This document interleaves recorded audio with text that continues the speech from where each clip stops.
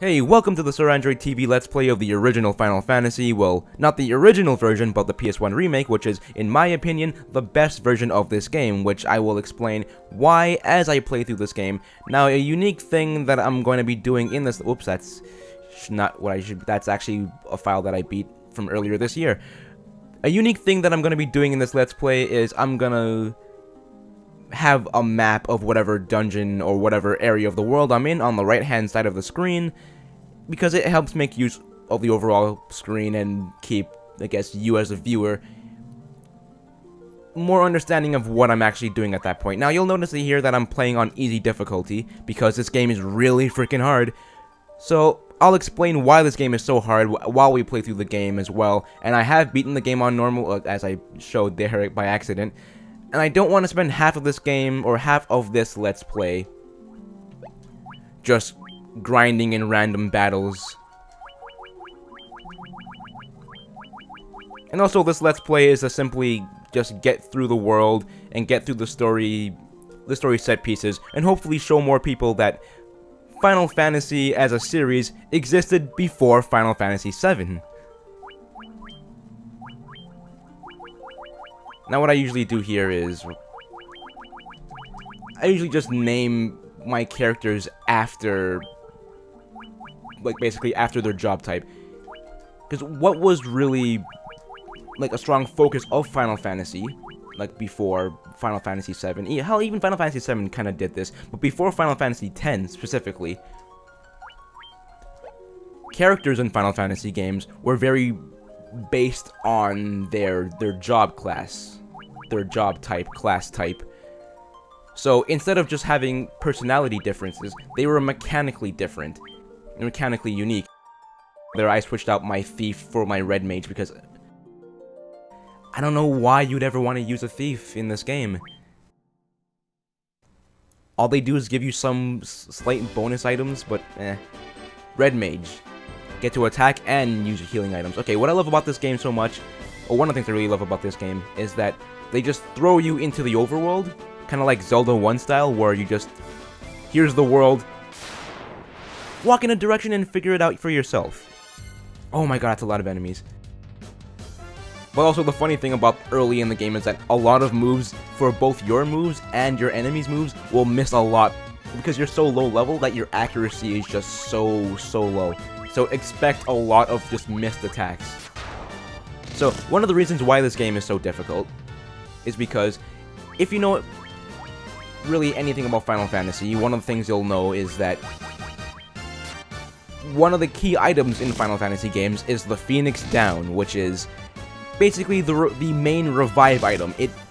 When one of your guys goes down, like how my red mage is at 5 HP, so 5 HP less and that red mage goes down, gets knocked out. There is no Phoenix Down in this game, so if my red mage gets knocked out, that's it. I'm screwed. Oh, well, guess what? My warrior got knocked out. Well, I guess, and then my red mage got knocked out. That's fantastic. But what I'm gonna do here now, I'll just flee from here. And when I'm explaining here, I can show here because 2 of my guys got knocked out. So, again, no Phoenix Downs. The way this works is when one of your... Oh, that guy is blocking my way now. When one of your guys gets knocked out, or in my case 2, because you have no Phoenix Downs, when one of you guys get knocked out, you're kind of screwed. You kind of, well, yeah, you're up the creek without a paddle here. So you have to go to one of these church places, go to this priest, and a donation to revive them. So you can't just go to an inn and wake them up, you can't just use an item, you have to go to one of these church priest places, and do it one by one.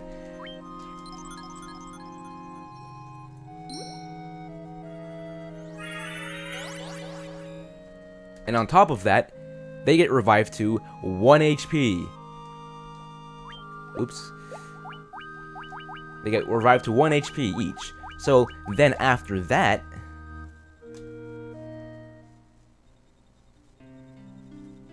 then you get after spending your hard-earned money to revive, then you have to go to an inn and heal them this way. Just one of the many reasons why this game is so frickin' difficult and why I'm playing this game on easy.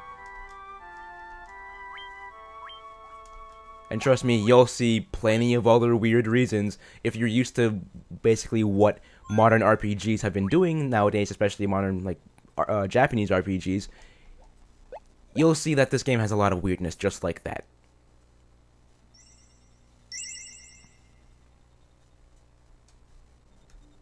And I'm going to change up my formation here because I don't like my white mage being in the front.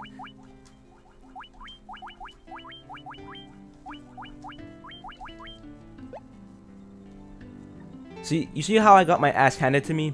The first thing you really should do is enter the town and buy some items.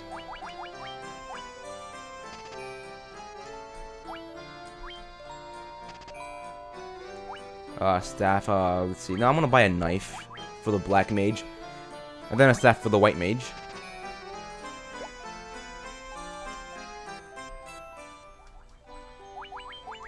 One cool thing is that you can just optimize. Wait, hold on. No, that's not what I want. Hold on. Knife. There you go. Your hammer. Yep. Okay, good.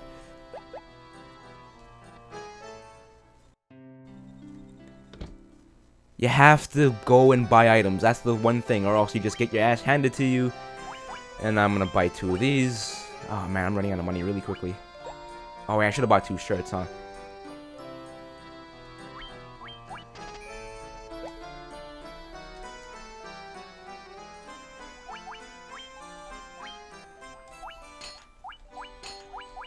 Yep, alright, done. And now we can finally get the story started. Well, kind of started.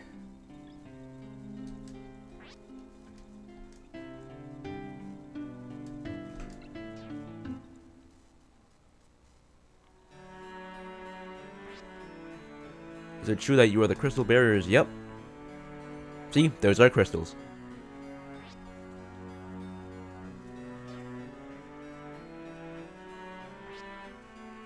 We have no proof that these are the 4 warriors, that these are the 4... Like, we have the crystals! And this dude wants to completely crap on our story here. It's not coincidence that the 4 warriors are burying the crystals. Yeah, you dick. For everyone to need your help, rescue the daughter, of course. Because of course your daughter got kidnapped, and of course we have to rescue her. Oops, my phone went off. Yep, go to the Temple of Chaos, which is a place to always remember while you're playing through this game. Always remember the Temple of Chaos, because that will come back. I'm not going to spoil what happens, but... well... you stick with this Let's Play long enough, you see me play this game to the end, you'll see.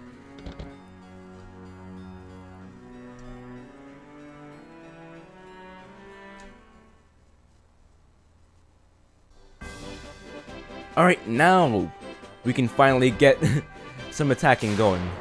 Some actual battle winning happening here. And actually not get jumped by 5 goblins at once this time, just 3. And holy shit, I'm actually winning in 1 hit. Because I actually bought items this time. And then just go around acting like, oh, look at me, I'm okay, yeah, like, part of what I accidentally skipped over there was, after I rescue the princess, that bridge will get rebuilt, and I'll get to cross it and actually explore the rest of the world. That victory music will never get old for me. Never, never get old. So many Final Fantasy games I beat. I mean, if you watch any of my episodes... oh, damn it, 5 goblins, really?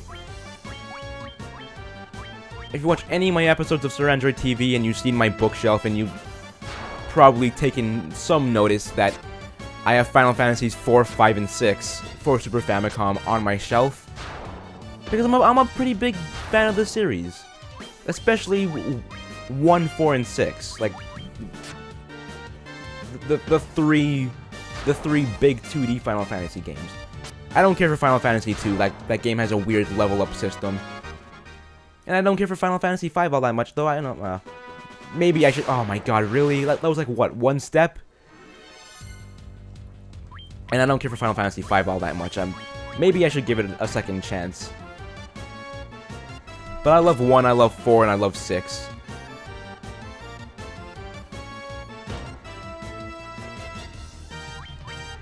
I'm a pretty big fan of 7 as well, I think, yeah?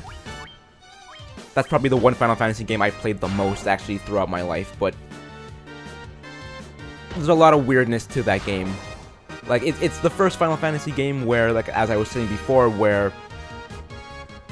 You see how there's such a... Oh man, I'm leveling up a lot. How each of my characters have such a focus on... Oh my god, the previous one was one step, and now you have another... A wolf! Oh, so a wolf just sees me kick the ass of some other enemies, and this wolf is just like, you know what? I'm gonna be a dick as well, and I'm gonna just... Oh,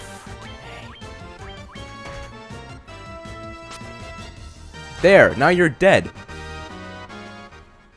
Let that be a lesson to your other wolves.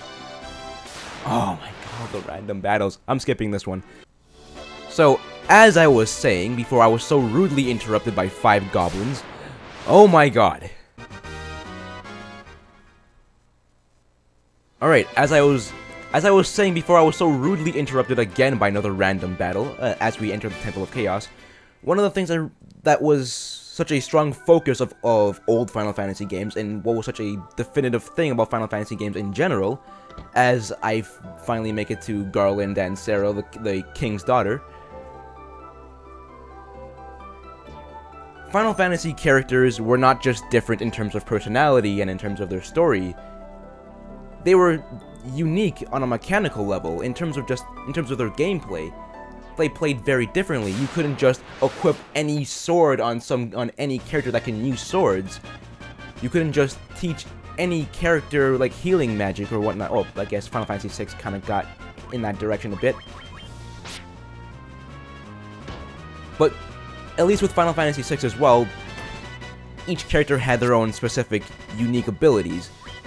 Final Fantasy VII also had that as well, and I'll give Final Fantasy VII, 8, and 9 their respect, because I do like those games, except for 8. They had a strong enough focus on separating characters enough in terms of their mechanical abilities. But then you had things like, well, Final Fantasy VII has the Dragoon, which... The Dragoon class in Final Fantasy was basically like, if you've played Pokemon, this is where the move Fly comes from, where your guy jumps up into the air, and then they lose a turn, and then they land back down, and they hit their attack. That was what a Dragoon class did in Final Fantasy. Alright, saved her. But then in Final Fantasy VII, they started changing that up in some weird ways, where the Dragoon class, which was Cid, Dragoons also used spears, which was great that he was the only one that used spears. But then the Dragoon move Jump, he jumped and landed back in one turn. Like, it ruined a lot of what Final Fantasy was, even though it still retained a lot of what Final Fantasy was. 7, 8, and 9 very much did. But this is one of the reasons why I enjoy so much of Final Fantasy 1, 4, and 6. They maintain this difference between these characters. Okay, I'm gonna start focusing back on the story again. This loot has been passed down. Okay, so this loot that I've just gotten from the king's daughter, Sarah, this is an item that I won't be using until the end of the game. They give you this item, and you're not gonna use it until the end. So you have to remember that you have it the entire time. It may prove useful.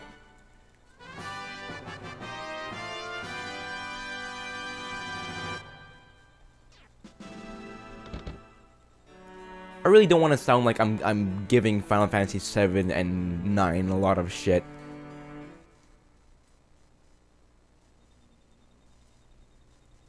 Because you know what? Those were very good games. Especially Final Fantasy 9.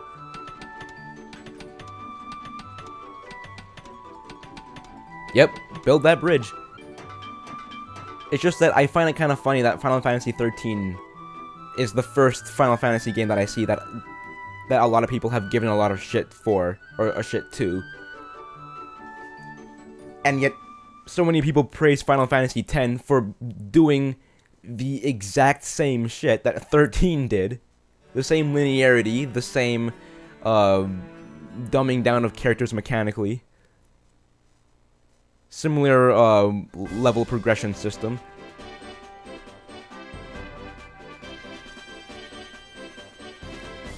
Oh, you know what I should have done first? After this scene here, which I'll probably just cut to ahead of because this part takes kind of long, I need to go back into the town and I need to make sure I heal and save. Or else I'm going to get my ass handed to me as I'm trying to get into the next town. And also, just a quick note, this song that's playing here is the main song, the main theme of Final Fantasy. This is the one song that is the most consistently played throughout the entire series. It's played during the final boss fight of Final Fantasy IV. It's played, I believe, during the ending credits of Final Fantasy VI and VII. Alright, now that that's over, basically the general idea was, we are the heroes of light, and we have to go out and save the world and light the 4 crystals around the world to save it, I guess. And the basic idea of lighting the 4 crystals is that there are 4 big boss battles that happen in this game, and they all guard each of the 4 crystals, and each of the 4 crystals are based on 4 different elements, so like fire and earth and whatnot, while water, I can't remember what the other one was. I don't think it was electricity. But basically, we gotta go around the world, we gotta light these 4 crystals, whatnot, save the world. That was basically the gist of what I skipped there.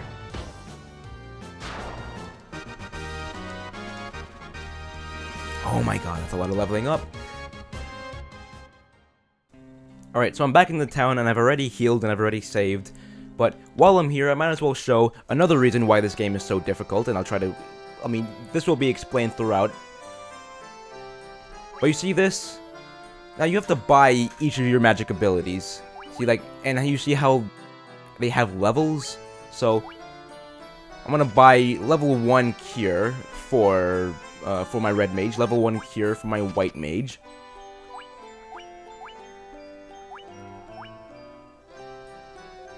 You know, I'll give that as well. So, magic is tiered in levels, where now you see under MP for each character how there is 1, 2, 3, 4, 5, 6, 7, 8. There should be 9.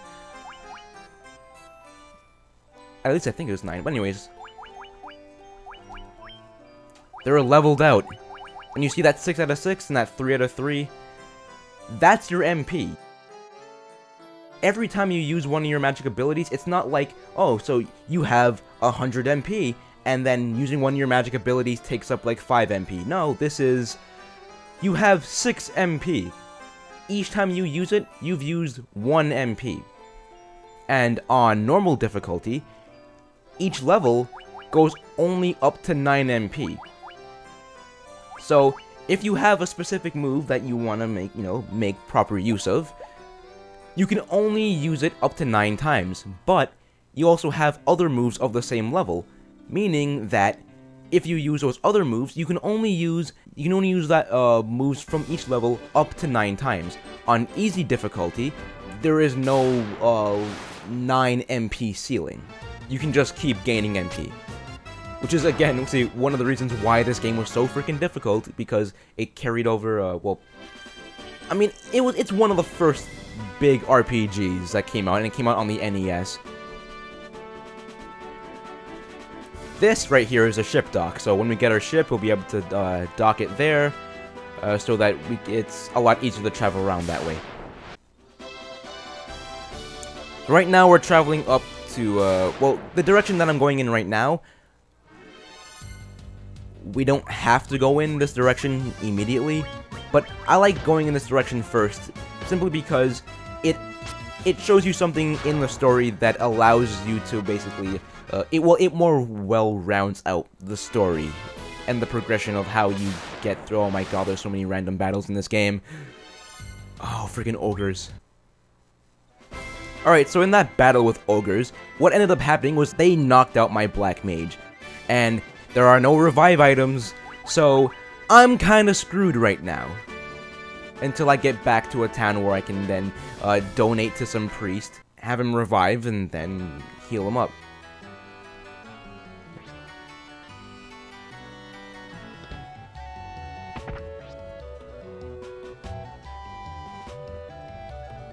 Oh, this poor witch is blind.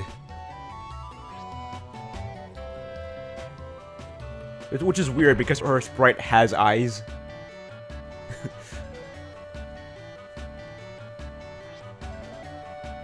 Can't see a damn thing without that crystal eye. Well, I'm gonna get that crystal eye back to you, but while you're blind, I'm just gonna do this. Yoink! Yoink! Wait. Yoink! Wait, is there any more? Nope, nope. Looks like I just robbed her blind. Nope. Alright, whatever. So much for my bad joke. But right now... Oh god, please don't poison me. Please do not poison me. Right now, my main goal is to get back to that first town, just so that I can revive my black mage.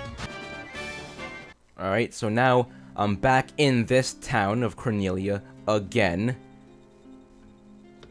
to revive some guys, or a guy again,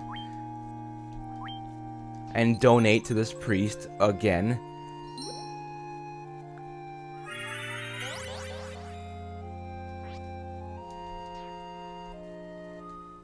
And while I'm here, I'm gonna save, and then after I save, I'm gonna skip ahead back up to the bridge area where I crossed, where they fixed that bridge, just so that I can get this video going.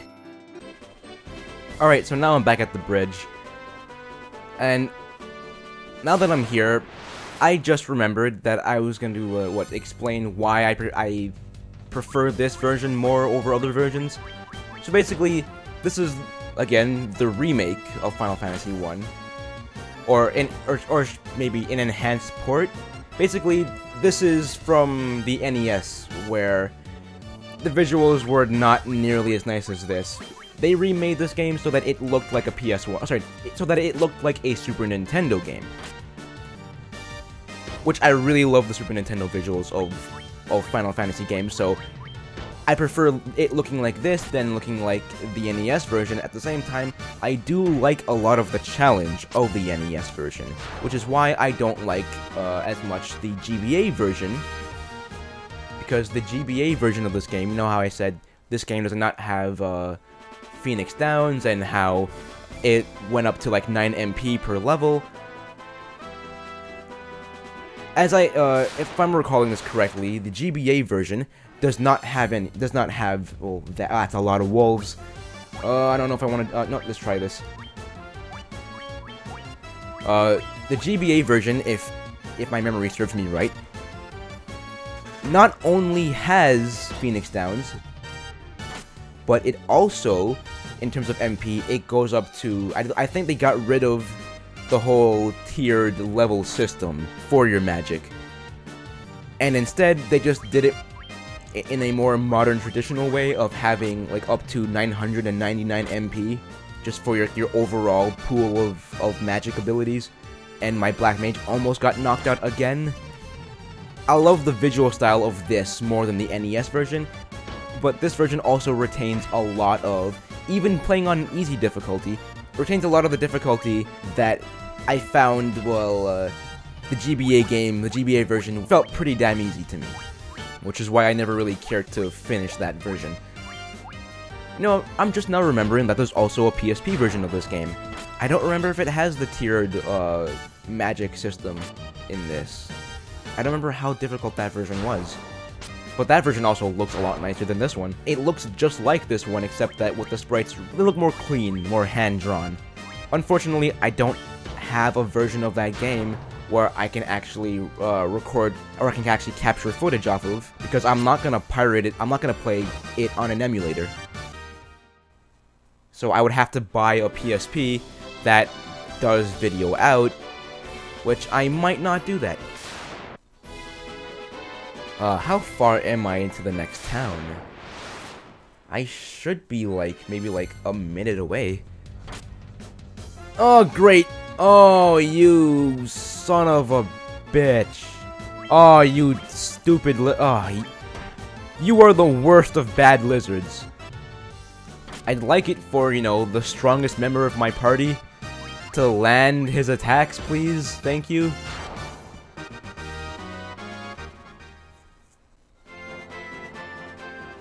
Oh, there it is. And there's another random battle. Alright, finally made it. What's this town called again? Provoca. I guess. They're here again. Who is they? Where's an inn? Oh god, I need an inn. Because I know who they is. Oh, see? Those pirates. But before I fight those pirates, I'm gonna... Oh my god, this... Freaking A, what's wrong with me? I want to heal myself. Oh, I have over 1,000 gil. That's nice.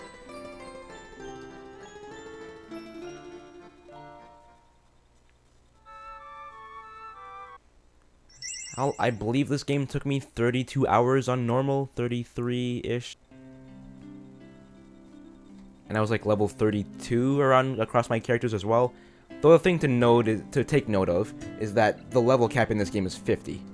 So that's like the equivalent of like, I don't know, 60, 64 in other RPGs. What are you talking to?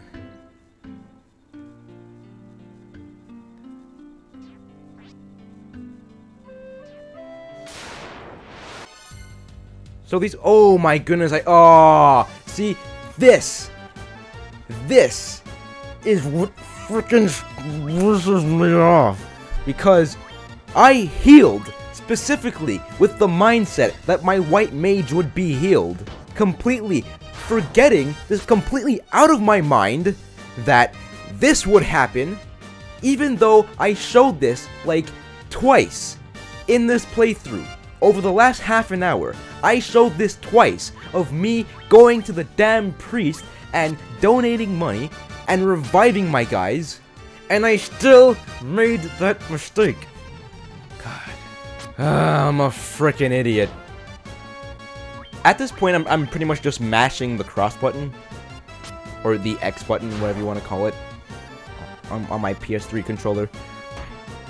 And this is a pretty key part of this game right here, beating all these pirates. Because beating these pirates means that I unlock... Wait for it.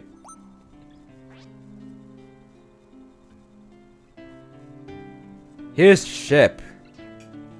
So basically I just bullied these pirates. These pirates were bullying this town and I just bullied them. I stole their ship. I mean, he says he gave me his ship, but the story that I tell is that I took his ship. Oh, right. See, here's another reason why this game is so difficult. Potions.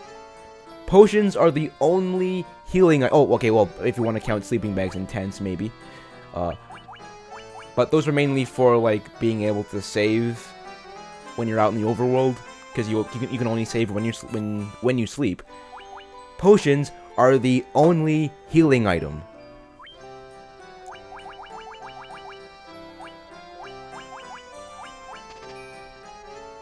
So throughout the entire game, you have one healing item that restores little HP. And you can hold 99 of them, but when you get to the final dungeon, which is a really, really, really long dungeon, you're gonna end up using a lot of potions. You're gonna burn through them really quickly. Should I just... I could just have my... I usually do this anyway. I buy the most expensive things for my warrior.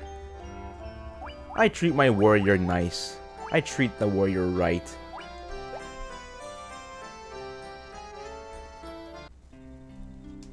While everyone else just suffers and barely surviving. Warrior? Gets all the nice things. He's like my favorite child. Everyone else just gets gloves.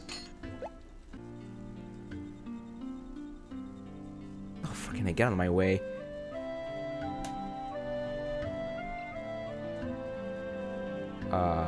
While I'm here, I should do something. I don't remember what it was. What can I buy here? I like lamp. I don't like any of these, actually.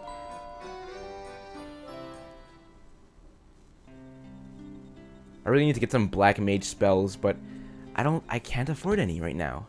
Can I? Because I spent all my money on just buying things for my warrior. I could have got ice abilities, but no, I had to buy shiny things for the warrior.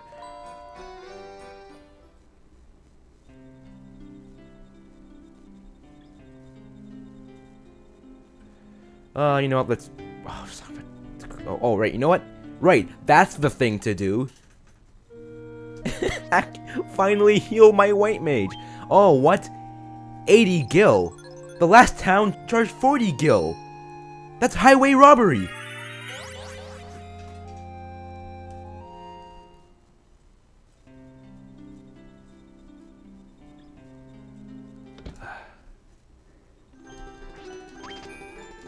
I then spent, oh my goodness, I'm down to 7 gil.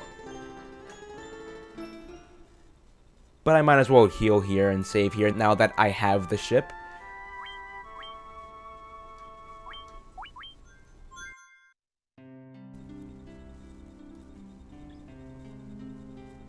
And wait for it.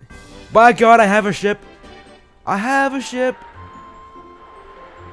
And I'm gonna sail my ship around the world, my ship.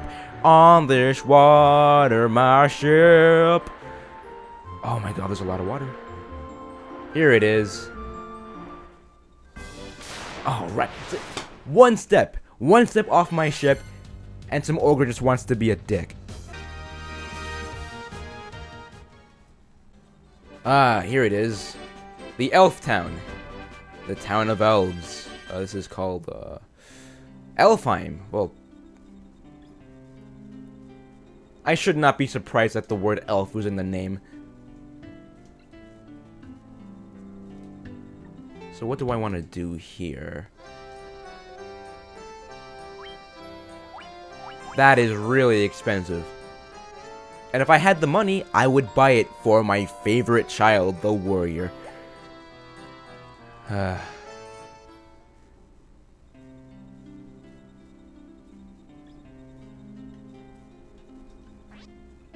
the prophet, or a prophet, the vision will come to me eventually. I shall be... Oh, well. Let's see if I even remember to go back to him.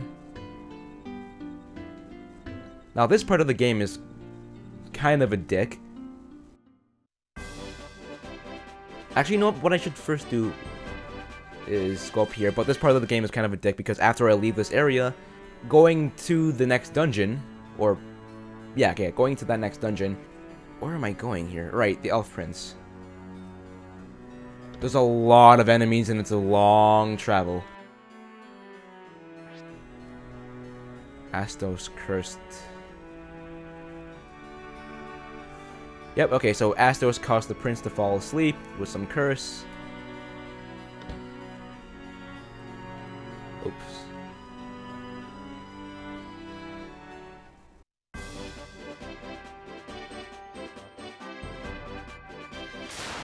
So what I'm going to do right now is that I'm going to spend the next about half an hour grinding.